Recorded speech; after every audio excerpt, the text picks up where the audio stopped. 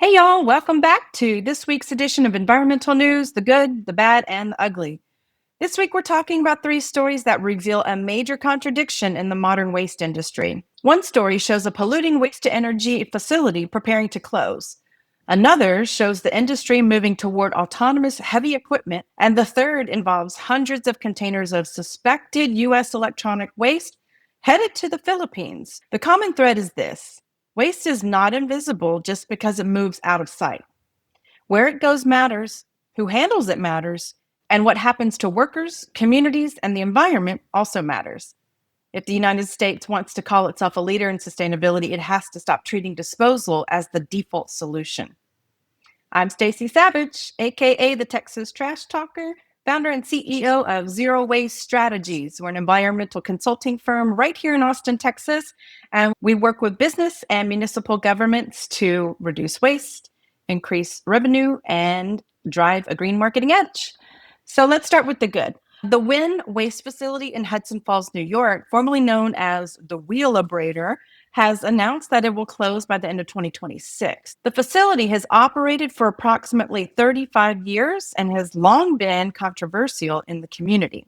This is good news from a zero waste perspective because waste to energy and incineration are not part of the preferred zero waste hierarchy. The zero waste hierarchy starts with prevention, then reduction, reuse, repair, recycling, and composting. Energy recovery and disposal belong much further down the list because they deal with materials after they've already become waste. Incineration does not eliminate waste, it just changes its form. Instead of sending mixed waste to a landfill, an incinerator burns it up. That process may generate electricity, but it also creates air emissions, toxic ash, and concentrated contaminants that still require management. The facility has described itself as processing post-recycled waste and generating energy for local homes and businesses. But the larger question is whether burning waste helps communities reduce waste or gives them another reason to continue producing it. According to local reporting, the Hudson Falls facility is expected to close by the end of this year. Wynn Waste had until August 20th to challenge the law in court, but instead announced the planned closure.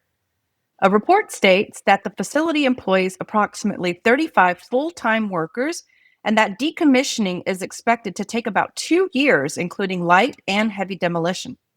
We should be clear that closing an incinerator is not automatically a complete environmental victory if workers and their families are left without support. A responsible transition should include worker assistance, retraining, economic investment, and opportunities to build the next generation of waste infrastructure. The goal should not be to move workers from one unsafe or declining system into unemployment. The goal should be to create good jobs in better systems all around. That could include jobs in source-separated organics collection, composting, reuse and repair businesses, recycling facilities, materials recovery, deconstruction, product refurbishment, and local manufacturing using recovered materials. Closing the Hudson Falls facility also raises a practical question. What happens to the material that was previously burned? The answer cannot be simply to send it to another incinerator or send it to landfill further away. If the community wants a genuine zero waste transition, this is the moment to focus on what should have happened before the material reached the incinerator. Can food waste be separated or composted? Can reusable items be recovered? Can construction materials be deconstructed instead of demolished? Can recycling contamination be reduced? Can businesses receive better technical assistance so they prevent waste instead of paying to dispose it? These are all questions that should guide the next phase. One of the problems with waste to energy is that the facility needs a steady supply of trash. That can create what critics call waste lock-in. Once a community depends on an incinerator for energy, revenue, or disposal capacity, then reducing that waste can become financially and politically complicated. A facility closure creates the opposite opportunity. It gives the community a chance to redesign the system around prevention and recovery rather than combustion.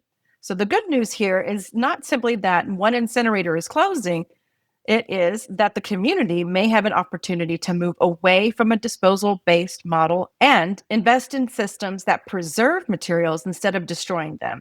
But that transition needs to be planned very carefully. A closure without a zero waste plan can simply shift the environmental burden somewhere else. A closure with investment in reuse, recycling, composting, and worker centered economic development can become a huge model for other communities. The lesson here is simple. If we want less waste, we have to stop building systems that depend on waste. Now for the bad. Waste Management, or WM, announced this week that it is working with Caterpillar to test autonomous heavy equipment at landfill operations. The announcement follows a pilot program in which WM used Cat Command remote control technology on a bulldozer at its landfill in Marana, Arizona, beginning in late 2025. WM and Caterpillar now plan to test a Caterpillar-approved autonomous landfill compactor. Now, there are legitimate safety arguments for this technology. Landfills are just dangerous workplaces inherently. Heavy machinery operates around unstable surfaces, steep slopes, moving vehicles, methane, dust, extreme weather, and unpredictable materials. Remote controlled or autonomous equipment could reduce the amount of time workers spend directly in those hazardous environments. WM says the technology can improve worker safety, efficiency, productivity, and operational visibility. The remote controlled equipment also gives operators a 360-degree view through the strategically positioned cameras. But here's the concern: what happens to the human inspection element? A landfill is not just a pile of ordinary household trash. It can contain lithium-ion batteries, propane cylinders, chemicals, medical waste, pressurized containers, asbestos-containing materials, flammable liquids, electronics, and many other materials that create fires, explosions, toxic exposures, and regulatory problems. The machine may be able to compact or move material, but it does not automatically solve the problem of identifying what should never have entered the landfill space in the first place. WM's announcement describes autonomous landfill equipment, but it does not say that the autonomous compactor will independently identify or remove hazardous items in the waste stream. That distinction matters. Autonomous equipment may improve movement and compaction, but it does not necessarily replace waste characterization, load inspection, hazardous material identification, battery management, or trained decision making. And battery fires are not a theoretical concern.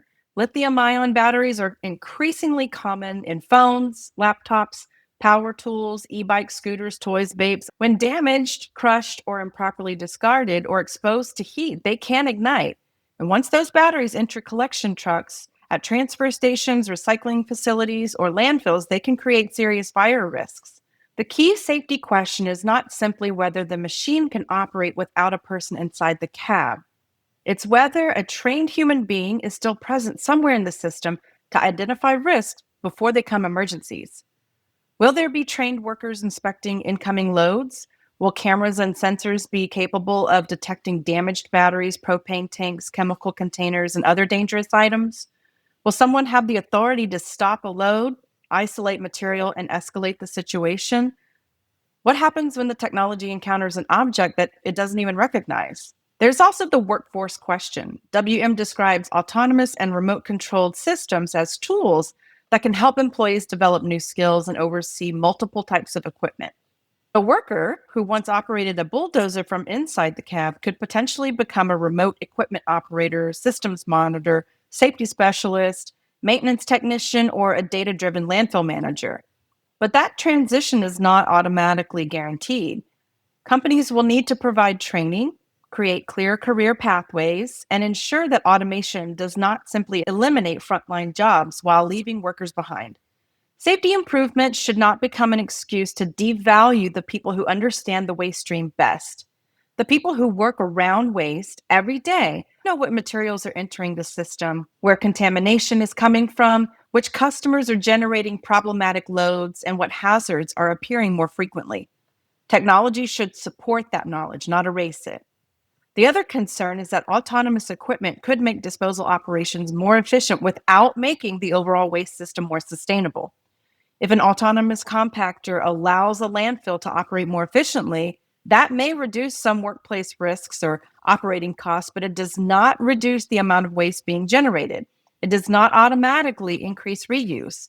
It does not create systems and markets for recycled materials. It does not separate food waste for composting. And it doesn't prevent manufacturers from designing products that are way difficult to repair or recycle. So, in other words, autonomy may improve the disposal step without changing the upstream system. The technology itself is not necessarily bad. The problem is what happens when the industry invests heavily in automating disposal while underinvesting in prevention, reuse, recycling, composting, and hazardous material education. A truly sustainable landfill of the future should be receiving far less material, not simply handling more material with fewer people. If WM and Caterpillar want this technology to contribute to environmental progress, the system should include a strong human oversight component, battery fire prevention, hazardous load detection, transparent safety reporting, worker retraining, and clear targets for reducing landfill dependence. Shouldn't automation make waste operations safer, not just make dangerous materials easier to overlook? Now, let's talk about the ugly story. Environmental groups in the Philippines are raising massive alarms over suspected electronic waste shipments from the US headed to the Subic Bay Freeport. On July 29th, the Basel Action Network, or BAN, together with the Philippine Coalition End E-Waste Imports, alerted authorities about 184 shipping containers suspected of containing electronic waste from the United States. These containers were reportedly scheduled to arrive between August 6th and September 30th. This comes after the Philippine authorities blocked and prevented the unloading of earlier containers that have been flagged as suspected e-waste shipments. According to reporting from the Philippine Daily Inquirer, the Bureau of Customs ordered 3 containers aboard the MV Tokyo Express to remain on board after concerns were raised about their contents. Those containers later departed without being unloaded. But the situation is complicated because the Subic Bay Metropolitan Authority has said that waste shipments already in transit and assessed as non-hazardous will be accepted for now.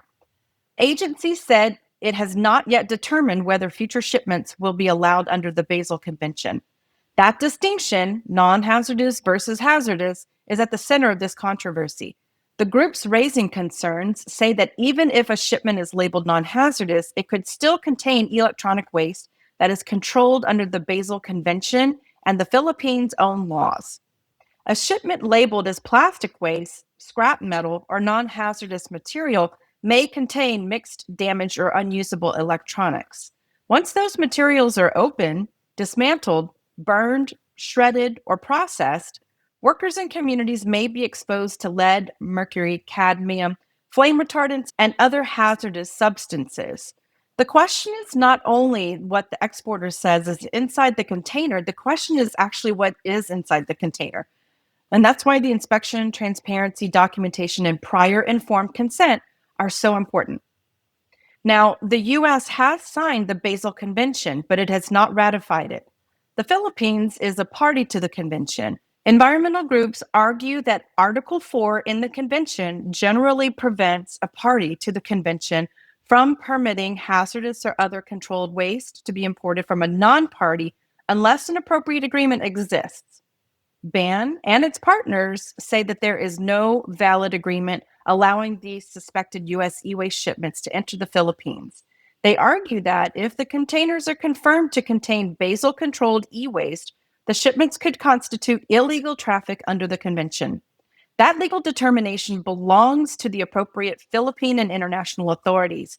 It's important not to present the allegations as a final legal ruling before inspections and official proceedings are complete. But the environmental and ethical concerns are already serious. The U.S. should not be relying on smaller or less wealthy countries to handle materials that it does not want to process domestically. That is not responsible stewardship. It is not a circular economy. And it should not be considered recycling simply because a container crosses an ocean and someone else claims that valuable materials may be recovered. There's also a legitimate circular economy argument being made by Subic authorities.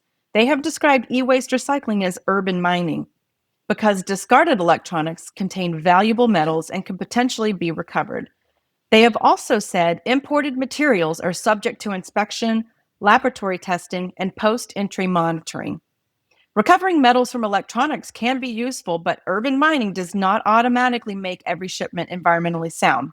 A circular economy requires safe systems, responsible producers, transparent chains of custody, proper worker protection, and verifiable end markets. If materials are shipped to a place where workers are exposed to toxic substances, valuable components are stripped under unsafe conditions, and the remaining residue is dumped or burned. That is not circularity. That's waste colonialism. And the United States has a responsibility here. We need to build out domestic infrastructure to repair, refurbish, reuse, dismantle, and recycle electronics safely. We need stronger extended producer responsibility programs. We need manufacturers to design their products for repair and disassembly. And we need collection systems that keep batteries and electronics out of ordinary trash. This would help develop domestic markets that support businesses using recovered materials. That infrastructure would create jobs in electronics repair, refurbishment, battery recovery, materials processing, plastics recovery, product design, logistics, testing, environmental compliance. It's a whirlwind.